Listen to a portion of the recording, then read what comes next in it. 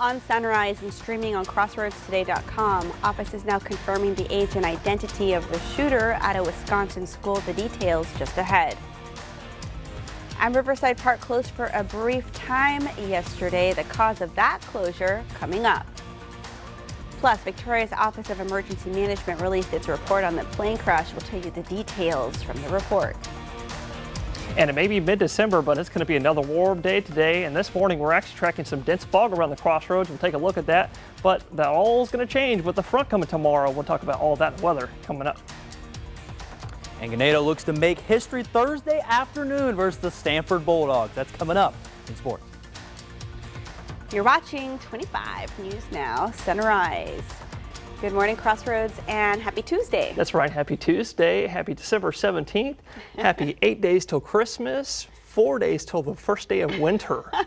This does not feel like winter, does it, Carolina? No, it feels like winter on vacation. I was actually telling you, we were actually talking about this earlier. We said it feels like early to mid-spring right now, doesn't it? It really does, yeah. Well, it is going to feel like that for 1 or 2 more days, and then we got a front coming. It's going to feel a little bit better. But next week for Christmas, it looks like we're going to warm back up. We're going to look at all of that in your Christmas forecast later on Sunrise, because right now, if you're tuning in with us, you're looking at on your screen some more dense and dangerous fog out there this morning. And actually right here on your screen, this visibility, if I had to guess, is probably down to 100 to 300 feet. And why I say that is because this little light pole right here is about 50 feet away from the camera, and this one down here is about 150 feet. So 100 to 300 feet visibility this morning. So please be careful if you're on the roads this morning. Use your low beam headlights, use your windshield wipers, and maintain a safe driving distance as well. But otherwise, it's another warm morning, and that's going to bring us another warm day today. 62 right now in Victoria for your starting low temperatures. But looking at the rest of the fog, looking at your visibility map, we've all got it out there this morning, and that's what's prompting dense fog advisories to be issued for all of us until 11 a.m. when the fog starts clearing between 9 to 10. So just be careful before that clears. But why are we seeing that? Because we got some really light to calm southeasterly Gulf winds bringing all that humidity over us. And those winds will continue out of the south, bringing us another warm day. We're looking for the mid-80s, mid-December. We're going to look at all that coming up next. Investigators in Wisconsin are working to uncover a motive for a fatal school shooting. Authorities confirmed the identity of 15-year-old Natalie Rupnow as the sole shooter. At least 2 people died at the Abundant Life Christian School Monday morning. The shooter died on the way to the hospital from what authorities are saying is a self-inflicted gunshot wound. There have been at least 83 school shootings this year. We'll go to Washington for more later. Riverside Park is reopened now to the public following a hazmat incident. At 11:15 Monday morning, a soil shift caused a disinfection line to break, leading to a brief chlorine dioxide leak that ignited a small grass fire. Emergency workers evacuated and secured the park between Grover's Bend and the park's building. No injuries or exposures were reported, and water service remains unaffected. TCEQ Corpus Christi responded to the incident, and the city reported to the TCEQ that the broken gas line is isolated downstream and upstream. A Jackson County grand jury indicted a former Edna ISD teacher. Authorities arrested Logan Allen O'Connor on September 16th on allegations of an improper relationship between an educator and a student, inducing the sexual performance of a child and the online solicitation of a minor. District administrators placed O'Connor on leave when they became aware of the allegations. He then resigned shortly after his arrest. O'Connor graduated from Edna High School in 2015 and had worked for the district since 2020 as an Edna elementary teacher and high school varsity coach. He's also the son of Edna ISD Superintendent Robert O'Connor. Now to the drone sightings in the Northeast. The FBI acknowledges most tips from the public are actually planes or legally flown drones. Still, public concern is so high it's prompted the FBI to issue a new warning. As concerns grow over drone sightings in the Northeast, the FBI says it's deploying state-of-the-art drone detection technology, including infrared cameras, to New York and New Jersey, along with trained visual observers. And now agents with a new warning, urging people not to shoot down the drones. We are also concerned people will take matters into their own hands and fire a weapon at an aircraft.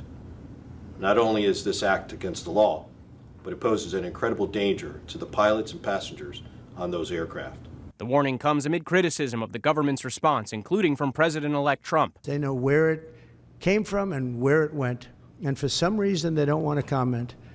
And I think they'd be better off saying what it is. The White House pushing back, insisting there's nothing to hide. There's absolutely no effort to be anything other than as upfront as we can be. In a rare move, 4 federal agencies have released a joint statement saying they found nothing anomalous and no evidence of a national security or public safety threat. Still, the sightings continue to raise serious concerns. Wright-Patterson Air Force Base in Ohio was forced to briefly close its airspace due to drone incursions. Officials say drones near military installations are not new and are taken seriously. In the same statement, they urged Congress to give authorities more power to track drones. When the sun goes down, the drones come out. Our Whit Johnson rode along with police in New Jersey, spotting lights hovering over a reservoir. The erratic movements unlike those of planes. From when I've been talking to people, they're frustrated.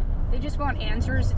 The increase in sightings is due in part to a rule change last year allowing drones to be flown at night. More than 1 million drones are currently registered with the FAA. Andrew Dimbert, ABC News, New York. And that leads us to your viewer poll. Today we want to know, do you or anyone you know own a drone? 34% of you say yes and 66% of you say no. Come to crossroadstoday.com/vote to take part in our viewer poll. President-elect Donald Trump is signaling he may reevaluate a pending ban on TikTok. It's set to take effect January 19th, the day before his inauguration. That's unless TikTok's parent company, ByteDance, sells it to a non-Chinese buyer. A source says TikTok CEO met with Trump at Mar-a-Lago yesterday, and now the president-elect is crediting the social media platform with helping him get re-elected. TikTok is also suing over the ban and in a filing yesterday, it asked the Supreme Court to intervene. Victoria's Office of Emergency Management gave a full report on its response to last week's plane crash. The report shared at Commissioner's Court showed the pilot reported a loss of fuel emergency on the plane's return to Victoria after flying for nearly 5 hours. The pilot made a distress call when he realized he wouldn't make it back to the Victoria Regional Airport, just 2 to 3 miles from the crash site. The Victoria Regional Airport manager said the NTSB and FAA should be issuing preliminary reports this week, with the official reports taking nearly a year to complete. The full report from the Victoria Emergency Management is available on our website, crossroadstoday.com. Remember, follow us on our YouTube channel, Crossroads Today. Hit the like button and click the notification bell. The time is now, looking at our clock up here, it is 6:37 on our Tuesday morning. Here's a look at what's coming up next on 25 News Now Sunrise. Remembering a legacy, how Calhoun County leaders are navigating the necessary changes in the wake of Judge Myers' unexpected death. This morning, a second grade student is being credited for saving lives after calling 911 that there was a shooter on campus. I'm Christiane Cordero with the details from Washington. And also coming up next after the break in the full forecast, we got some low morning temperatures starting out today. That's going to mean it's going to be another warm day. I'll tell you how warm I think it's going to be near you. But coming up later on Sunrise, we'll take a look at your Christmas forecast because we got a couple systems heading our way real soon.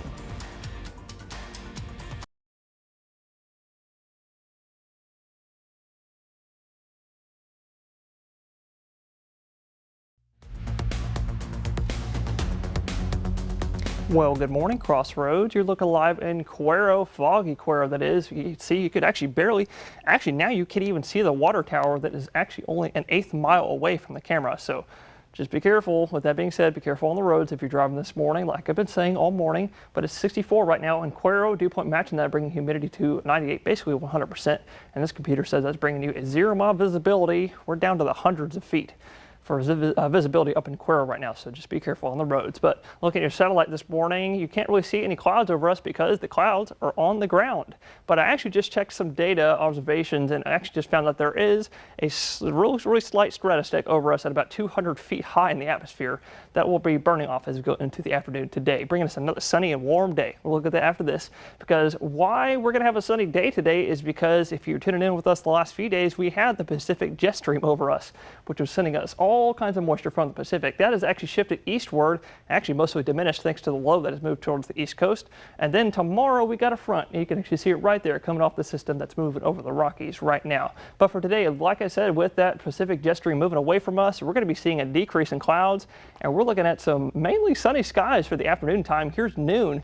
Going into the afternoon, we're looking for lots of sun and maybe 1 or 2 showers out there somewhere today. I've got chances at 10%. If you see it, you'd be really lucky, but those chances ramp up to 30% tomorrow with a front coming tomorrow afternoon. We're going to look at that and your Christmas forecast coming up next.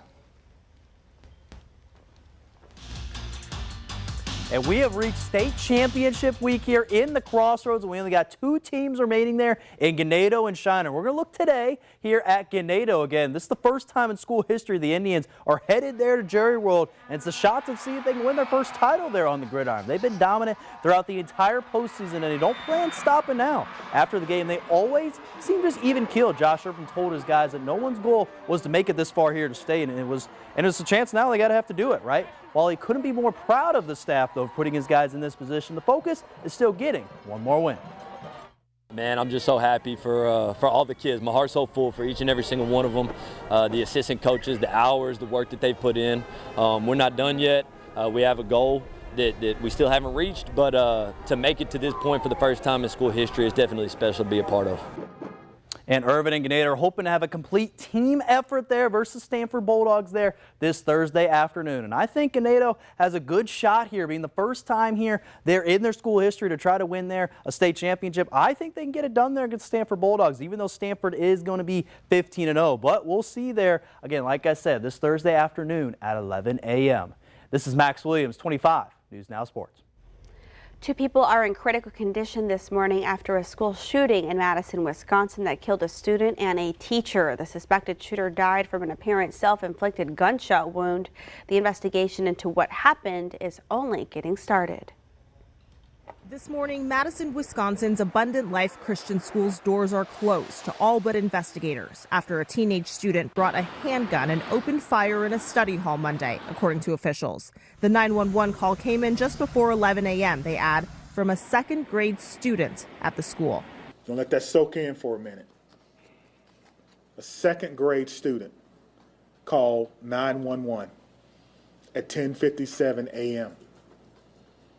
to report a shooting at school. Officers entered the school within 4 minutes, finding the shooter killed 2 people. 6 more were taken to the hospital with injuries. I heard gunshots and screaming, and it was all really scary, and I was terrified. So were my friends. Investigators say the suspect, 15-year-old Natalie Rupnow, who went by Samantha, took her own life.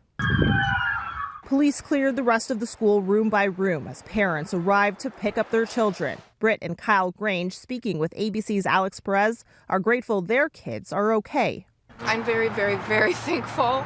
I mean, the gut-wrenching feeling that you feel when you get that notification, there's no, you always just hope that never happens, and it happened today. The community gathered in a prayer service last night as investigators searched the alleged shooter's home and social media accounts, all looking for answers in the latest school shooting for the lessons not yet learned. We've got to care about this as a problem. You can't just, again, be #1 on the planet for school shootings, for mass shootings, and not see that as a problem. This is the 488th mass shooting in the U.S. this year, according to Gun Violence Archive. The suspect's parents are cooperating with investigators. Christiane Cordero, ABC News, Washington. Calhoun County is still mourning the loss of the late Judge Richard Meyer, but they now know the plan moving forward. On Friday, Calhoun County Commissioners appointed former Precinct 2 Commissioner Vern Lisi to the county judge seat. Lisi worked closely with Meyer throughout his 18 years as commissioner and says the loss has been difficult. Lisi's first day in office took place Monday, and he said he and the commissioners will keep Meyer's legacy alive. We didn't decide who was going to step up. We decided how we're going to move this county forward. This is kind of a bittersweet deal, but we plan on carrying on his legacy and moving forward. A man who worked closely with Lisi, Richard Best, will take over as commissioner of Precinct 2. He is a longtime resident there, and the 2 new appointees had high praise for each other. Best says that Judge Lisi has been a mentor in his life, and they are both eager to move the county forward without missing a beat after Myers' passing. Professionally, I've been with him for 18 years with him, and he was great to work for. Personally, kind of a father figure. Taught me a lot just to get me ready for this position. The appointments were facilitated by former District Attorney Shannon Slyer, who briefly took the county judge position on Friday as part of the appointment process. Both Lisi and Bess will be back up for re-election in 2026. It's the most wonderful time of the year, and we want to see how you're slaying it. Share your holiday magic with us by sending in your best festive photos. We'll feature them on our social media accounts every day until Christmas week. Head on over to crossroadstoday.com and start sending us those selfies with Santa. And the time is now 6:46 on our Tuesday morning. Still to come on Sunrise. The head of Russia's nuclear and chemical forces is now dead after the detonation of an explosive device. Okay, it's time to celebrate some birthdays. Happy birthday to Zeron, the Big Ten. Hope you have a wonderful day. We love you, Momo, Grandma, Papa, and Mom. Oh, happy birthday, Zeron. I love that name, too. And also happy birthday to Jacob. Happiest of birthday wishes and many blessings to my son on your special day, 24. Big birthday. Always my baby. Happy birthday to Emmy winner Eugene Levy. He turned 78 today. Happy birthday, Mr. Eugene, and happy 45th anniversary to Miss Cynthia and Richard. I would like to wish my wife a happy 45th wedding anniversary. I love you so much. And to see your birthday wish live on 25 News Now Sunrise, come to crossroadstoday.com, click the drop-down menu, then click the Home tab, and then you'll see Submit Your Birthday Photo. All right, the time is now 6:47 on our Tuesday morning. Happy birthday if you're celebrating one today. That's right, happy birthday and happy anniversary if you're celebrating with us today. Stay with us. We'll be right back.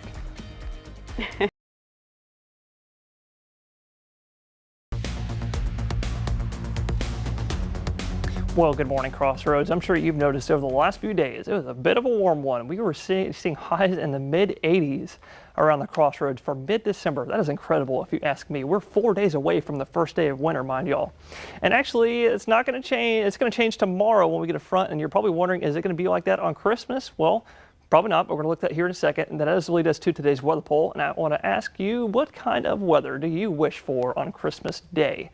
Maybe we'll get lucky and one of these does happen. But 9% of y'all are saying warm and dry weather. 18% of y'all, double that, are saying warm with rain. 27% of y'all, 3 times that, are saying cool and dry. None of y'all are saying cool with rain. 9% of y'all are saying cold and dry. And majority of y'all are wanting a white Christmas.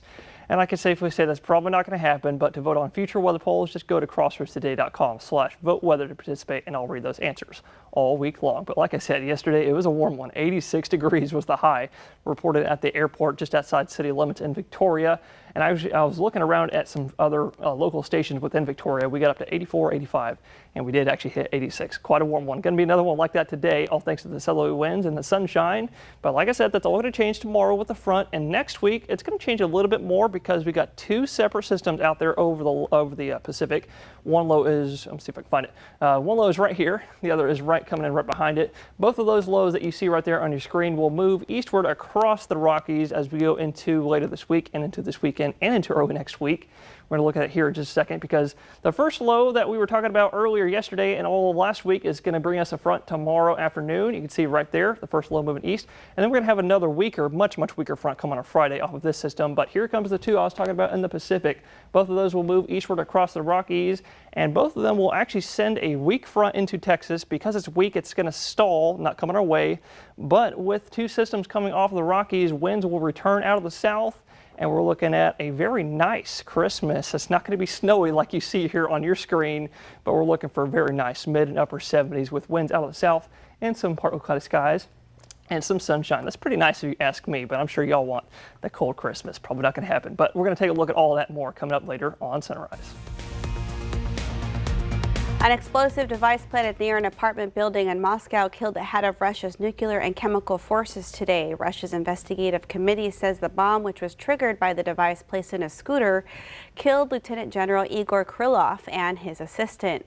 Krylov was named the head of Russia's nuclear defense forces in April 2017. He was under sanctions from several countries, including the UK and Canada, for his role in Ukraine.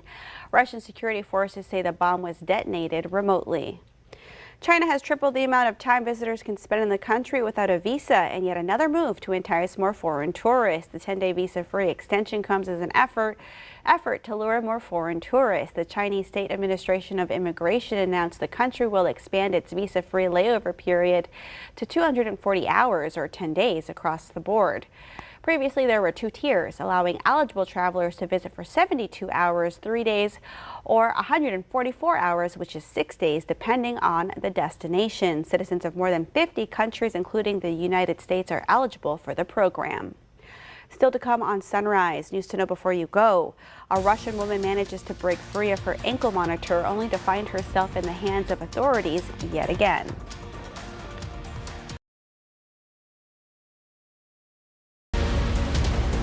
Breaking this morning, anti-whaling activist Paul Watson freed from prison in Denmark and won't be extradited to Japan. That's according to his lawyer. Japan had asked Denmark to extradite Watson, who had been in custody in Greenland since his arrest this summer under a Japanese warrant. Watson, a Canadian-American citizen, is a former head of the Sea Shepherd Conservation Society, whose high seas confrontations with whaling vessels have drawn support from celebrities and even featured in the reality television series Whale Wars. We'll have more on this story on our website, crossroadstoday.com. A woman accused of stowing away on a flight from New York to Paris in November is now behind bars again. Svetlana Dali was caught in Buffalo at the U.S.-Canada border after ditching her ankle bracelet monitor a day before she had reportedly cut off her ankle bracelet monitor. Her boyfriend found the severed monitor and notified law enforcement. The 57-year-old is scheduled to appear in court Tuesday afternoon before being turned over to the Eastern District of New York, where she was initially charged after sneaking on to the flight. A U.S. Customs and Border Protection agent was killed in a helicopter crash near the U.S.-Mexico border yesterday morning. A spokesperson said a CBP Air and Marine Operations aircraft was on a border security mission when there was an aviation mishap. However, it is still unclear what led to the crash. The pilot was the only person in the helicopter. No identity has been released at this time. H-E-B is hosting its 24th annual Feast of Sharing holiday dinner this week in Victoria. On Wednesday, a free meal will be served from 4 to 8 p.m. at the Victoria Community Center. That's at 2905 North Street. And it'll also feature live music, arts and crafts, children's activities, and entertainment for all ages. This holiday season, H-E-B celebrates by giving thanks to its customers. The outside northbound lane of Laurent Street is closed from Walnut Street through the Mesquite Lane intersection through Friday. The closure is part of gas line repairs by CenterPoint Energy. The road is expected to remain open to two-way traffic. The intersections of Laurent Street with Walnut Street and Mesquite Lane are open and accessible. All homes and businesses in the area are open. And we want to invite y'all to experience our digital streaming service, Crossroads Today Plus. You can find it on your connected TV through Amazon Fire TV, Roku, Apple TV, and Android TV. Just search for Crossroads Today Plus. And it may not be snow, but it looks like we've got a nice sunrise with Parker there over the water in Port Lavaca. That's right, a very pretty sunrise over the coast this morning. And to add on to that, Carolina, it may not be Christmas yet, but look who's celebrating down there this morning. We got a little Christmas tree just down there on the coast. They're hoping for some cooler weather coming our way. It is coming our way tomorrow afternoon in the form of a front. But before that gets here, we got another warm day coming our way. It's already warm out there this morning and very humid, 60 degrees. Humidity that high is bringing us some dense, dangerous fog. So I want to let y'all know one more time before y'all are headed out the door. If you are headed out the door, we have dense fog advisories for all of our counties, extending until 11 a.m. But the fog will be clearing sometime between 9 to 10, and that's going to clear up to some mostly sunny skies for most of the afternoon time today, bringing most of Texas. Texas is doing what it does best, and mid-December warming up. We're going to see lots of 70s and 80s across the state today. But looking a little closer to home, I'm thinking 81 for the high today in Port Lavaca. Like I said, lots and lots of sunshine today. Finally getting rid of those clouds with the Pacific jet stream moving away. 85 for the high today in Victoria. Maybe some more clouds in the morning time. Otherwise, lots of sun in the afternoon. And the same thing for Cuero. Look how foggy it is in Cuero. Please be careful on the roads this morning. 85 for the high today. I think the camera was trying to adjust to the fog out there because it's so bad. But be careful on the roads. We got some more warm weather for the next couple days before the front gets here tomorrow. And then we're looking at 60s for the rest of the week. Don't let those lows catch you off guard, though. That's right. It's going to be a bit cool in the morning. Well, thank you for being with us. Be sure to join Shauna, Don, Maclovia, and Max tonight for 25 News Now at 5, 6, and 10.